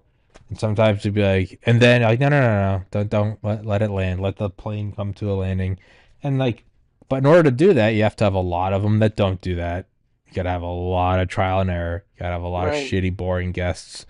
But there's a dance to it where you have to just lean in and know how to. It's like, so what lessons would I give to people on how get 8 hours of sleep and make sure you're hydrated. I don't. You have to just go in and learn how to dance in the chaotic fire of it. You must occasionally get the person who is just waiting for you to ask them a question, though. That take won't take it anywhere. Yeah, those are the ones that they just want to stick to the book. But And they just want to. One time I set up a podcast with a couple of guys, Eric Hunsater and Joe. Come on, oh, this is embarrassing because I really like him. Trader. Um, in any event, and and there was a potential host, but he pulled back, and I realized I was the host. I was just not ready, and those guys were just waiting for me to ask them questions. oh, And all of so it didn't turn into a free for all or anything. It's all I not being an inexperienced podcaster, which I've never had a podcast, so that would explain that. yeah, I did not really know how to move that thing forward very well. yeah. I'd say yesterday was probably a great example. So Dale, the Delta Force veteran, he first came on here episode 50. For reference, this is episode 1731. So he's been on tons. He and I have become really good friends. Cool as shit. Legit, just Delta Force, Black Ops, and he knows a ton of people in that field. And so he had on a guy yesterday who's one of his buddies who's fighting human trafficking, and hadn't talked to him before. I've talked to Dale a million times, and I started talking to him, I was like, I do the first. I don't even think about it. I kind of always say it whenever I have someone new. I'm like, yeah, just real quick, tell everyone who you are, and then we'll jump in. Versus you've been out here before. I just, hey guys, go follow him on Twitter, and then you jump into it. And he was like, I did this many years in the army, and then he was kind of staring. He's like, I'm better if I'm asked questions, and I like completely forgot that like I know Dale well. I've never spoken to this guy before, but there was no like sit up straight, start asking questions. Instead, what I did is I pivoted to Dale, and I know how Dale works. Dale's like you. It's like just dump some fuel on it. He jumped, and then once it gets going, and you see the other guy's eyes light up, Then you switch it to him real quick and be like, "Have you ever seen any of those guys? Like, the guys that are trafficking children. You just want to shoot him in the face, and you just see him like, yeah, dude, I've walked up to guys before and So said I'm gonna you got to get them into it, reel him into in, the, and then there's the open and closed mind. but so And if the mind's not open, you won't get in. And if the mind is open, you will. And I learned that about raising kids. My wife would say, "Have a talk with your son." I said, "I will." And she'd say, "When?" And I said, "When it's time." yeah, Because you yeah, have to recognize that there's going to be times where he's not going to listen. There's going to be times where you go, "Okay, I've got him right now. Now I can sneak the idea in." yeah, yeah, and it's so there's a show where and he wanted to do the show. It's not like I was pulling teeth, but where it started to him kind of being pretty closed up. He's like, I'm better if you ask me. I think he thought I had a list of questions. That same guy, 5 minutes later, just impromptu jumped in the Ripping and conversation, ripping. and we ripped for an hour and a half nonstop. Never once did I pull out a question sheet, and I realized I just hadn't warmed him up correctly. And Right. so it's so and really it's actually pretty binary. It sounds very So complex, it's foreplay. very much so. And I'd say all the shows are actually so everything I'm describing makes it sound like there's a zillion options. There's really not.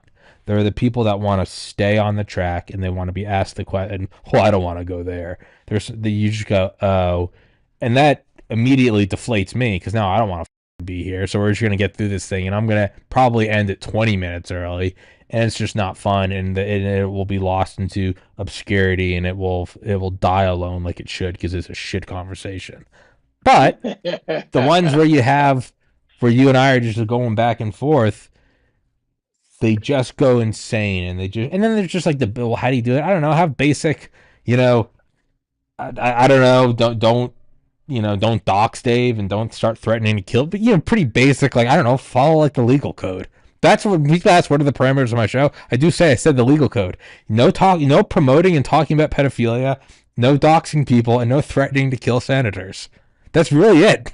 That's why I feel so stiff today, because those are all things I Dale's want to like, do. Dave's like, and that's the conflict of interest because I had a mail bomb, I had an address, and I had some dark web files. Yeah, no, well then well hey, if I hit those walls, then, but you know what? If somebody did want to talk about those three things, I wouldn't let them. But I guarantee you that's still a great guess because if they're down to talk about that, they're down to talk about anything. Yeah, there's no They're filter. down to go right below that cruising altitude then and talk about anything. So, but So here's one that's been bugging me lately, and it's been true forever, but it's been bugging me lately, and that is that the fact that there are so many cases where the FBI has huge amounts of dirt that they never let it out. There's so many profound stories where the FBI clearly is in no way, shape, or form acting as a law enforcement agency. None. Like Wiener laptop, Biden laptop, January 6th, you name it. The election, the rigged election, which I believe was not just biased is one thing, rigged is another. Bias is where everyone's against him using every trick possible. Rigged is when you count the votes wrong. yeah, And I think it was rigged. no, And 100%. and various wars and stuff, and the FBI never lets it out. They never do. And it's because they're complicit. And the only time where that would ever be allowable or forgivable, and I think I heard this excuse once, and if that excuse happens, and it's they kept like a child porn website up to map all of the IP and map the donors. Okay, you might look at that and go, "It's what we're doing is evil, leaving this up, but we might be able to save 100 times as many children." Okay, that's Yeah, but one, that's not what I'm but that's talking not what about. I know, and that's what I mean as I go where I understand that argument. All this shit is not, and the only rational conclusion you can come to is they're complicit in They're the Praetorian Guard, of the oligarchical power elite that right? run this world, Right.